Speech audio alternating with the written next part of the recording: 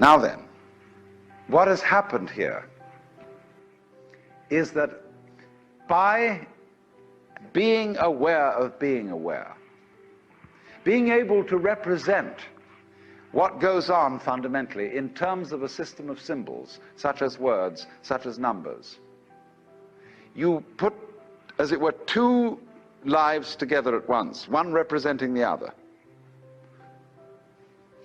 The symbols representing the reality, the money representing the wealth.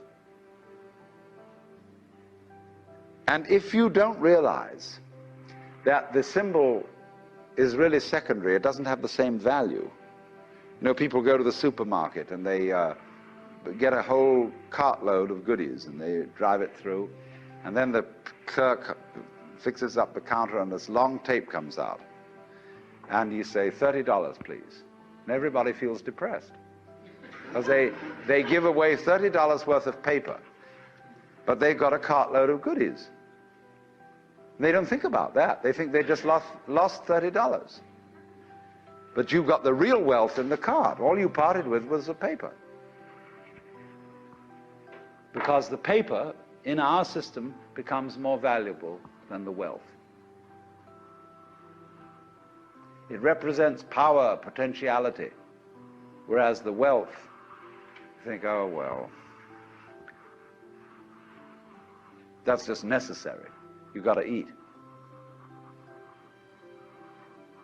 Well, I mean, that's to be really mixed up.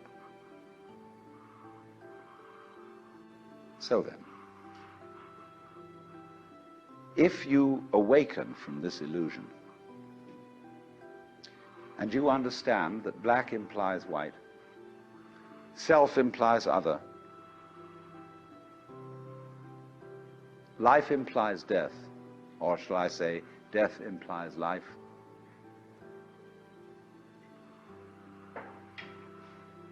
You can feel yourself not as a stranger in the world, not as something here on probation, not as something that has arrived here by fluke, but you can begin to feel your own existence as absolutely fundamental.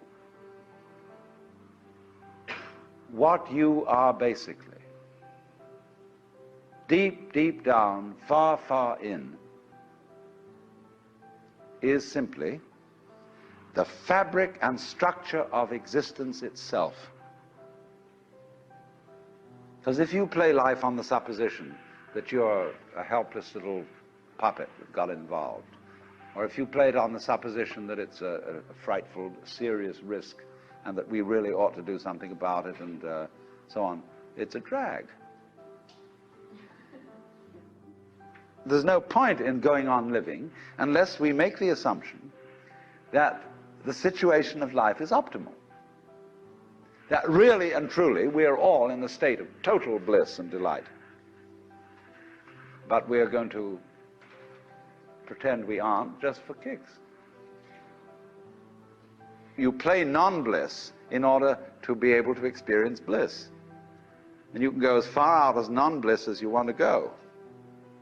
And when you wake up, it'll be great. You know, you can slam yourself on the head with a hammer because it's so nice when you stop. And it makes you realize, you see, how great things are when you forget that that's the way it is. And that's just like black and white. You don't know black unless you know white. You don't know white unless you know black. This is simply fundamental. So then, here's the drama. My metaphysics, let me be perfectly frank with you, are that there is the central self. You can call it God, you can call it anything you like.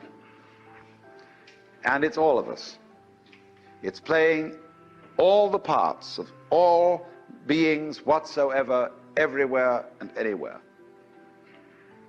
And it's playing the game of hide and seek with itself.